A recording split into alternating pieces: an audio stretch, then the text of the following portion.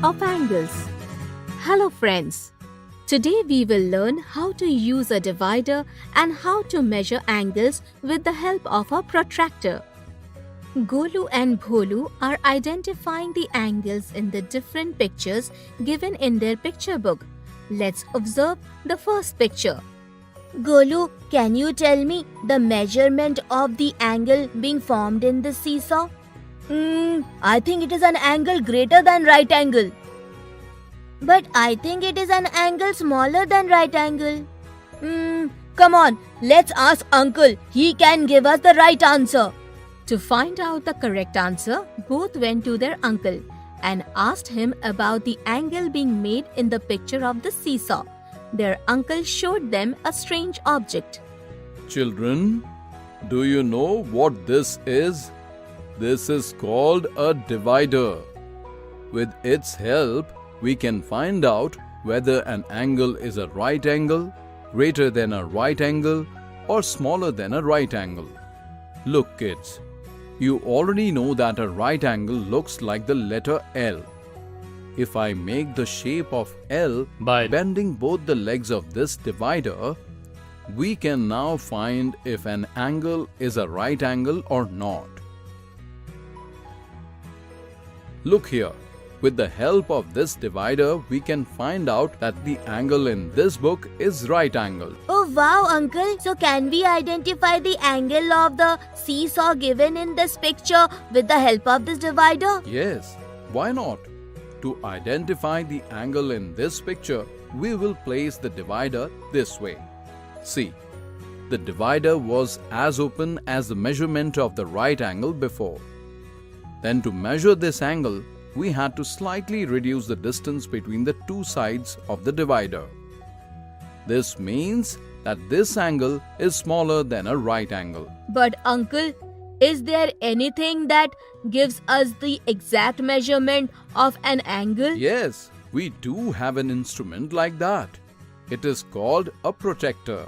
You can make a protractor yourself if you want. How do we do that, uncle? First, take a tracing paper through which we can see across easily. Now make a semicircle, that is half circle, on that paper. Divide that semicircle into two equal parts. You can see that 90-degree and 0-degree angles are being formed here. Now divide both the halves of the semicircle into three equal parts. So there will be a total of 6 parts of the semicircle. Here we divide 90 degrees into 3 equal parts, and hence the measurement of each part will be 30 degrees. And if we count from 0, then this first angle will be 30 degrees, second 60 degrees. Similarly, on adding 30 degrees to each of these angles, the last angle will be 180 degrees. Here, our protractor is ready. Now, if we have to measure an angle, we will place the center point of this protractor at the vertex of the angle. And remember, one line of angle must be placed along the baseline of the protractor. Now, this second line of the angle tells us the correct measurement of the angle. Oh wow, uncle. Can I now make an accurate measurement of the angle of the seesaw with the help of this protractor? Yes, sure, Bholu. To get the correct measurement of the angle of the seesaw, we will place the protractor above the angle like this. See, the measurement of this angle is slightly less than 90 degrees. Did you see, children? With the help of this protractor, we can easily measure any angle. In your geometry box, you will find a protractor. It has numbers from 0 to 180 on both sides, from right to left and left to right. In this way, we can measure the angle from both sides using the protractor. In this video, we learned estimation of an angle using a divider and using a protractor to measure angles. Looking at this angle, can you estimate and tell us what is its measurement? Discuss this with your friends. We will tell you the correct answer in the next video. In the next video, we will see some interesting examples related to measurement of angles. Thank you.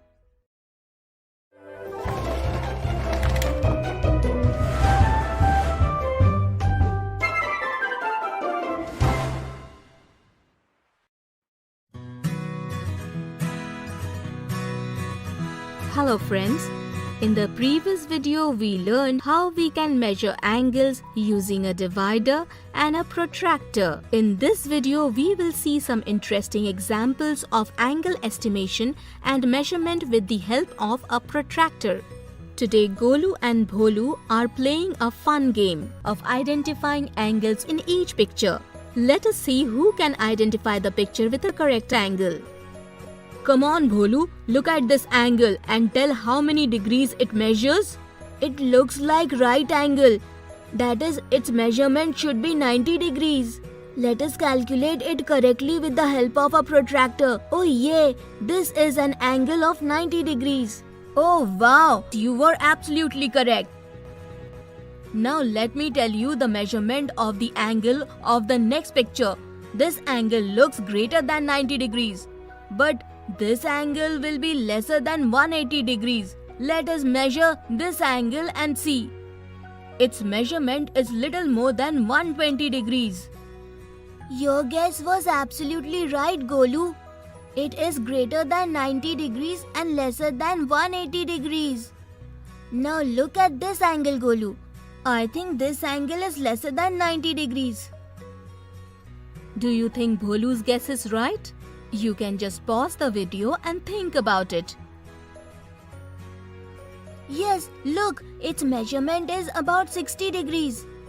This game is really interesting. Now look at this angle formed inside the clock. Hey, this angle looks so much lesser than 90 degrees. Not just that, Golu, this angle seems to be lesser than half of 90 degrees. That is 45 degree angle. Yes, Bholu, look at this. Its measurement is less than 30 degrees. So did you all see how Golu and Bholu found an interesting game to measure the angle? You should also play this game with your friends and see whether you are able to give all the answers correctly or not.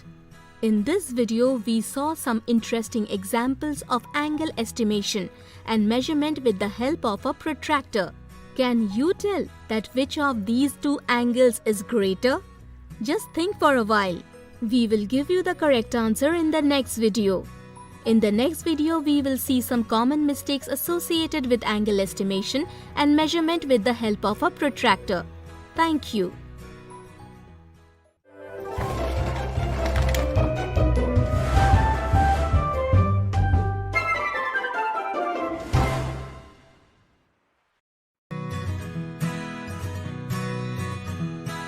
Hello friends. In the previous video, we saw some interesting examples of identifying angles with Bholu and Golu and measuring angles with the help of a protractor. In this video, we'll see some common mistakes associated with angle identification and measurement. Both Golu and Bholu were trying to solve the same question, but their answers were coming different. According to Bholu, the measurement of this angle is more than 30 degrees, and according to Golu, the measurement of this angle is less than 30 degrees. Both of them went to their uncle to find out whose answer is correct. Uncle, how can there be two different measurements of the same angle? This cannot be possible, Golu. Perhaps both of you may not have measured the angle correctly. Can you show me again how you measured the angle? Golu and Bholu showed their uncle the measurements of the angle.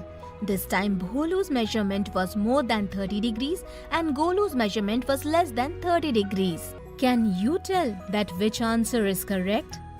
If you want, you can pause the video here and think for a while. Bholu's answer is absolutely correct. But how is that, uncle? Look, kids. To measure angles, we need to make sure where the center point of the protractor is placed. This center point has to be placed at the vertex of the angle, and this arm should be aligned with the baseline of the protector. Only then will our answer be right. So tell me, what is the measurement of this angle now? It is more than 30 degrees. Yes, you are right. But if they are not aligned, then our answer will be wrong. Therefore, one always has to take care of the center point and the baseline. Okay, uncle. Now I understand how to measure an angle accurately. Come on, kids. Now let me ask you a question. Can you tell which of these angles is greater? I think the first angle is greater than the second angle. But I think both these angles are the same.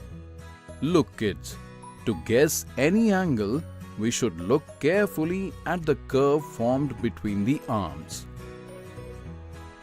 The greater the distance between the sides of the angle, the greater the angle. If we look at these angles carefully, the distance between their arms looks the same. To find out which angle is greater, let's measure both these angles using a protractor. Look at this. Both the angles are more than 90 degrees and less than 120 degrees and are almost showing the same It angle. means that both the angles are equal. Thank you, uncle. Now we'll never make a mistake while identifying the measurement of angles.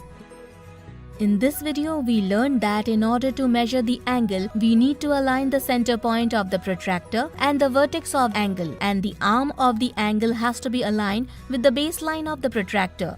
We also learned that if we want to find out the estimation of any angle, then we should pay attention to the distance between its arms. While measuring and identifying angles, you must take these points into consideration. Thank you.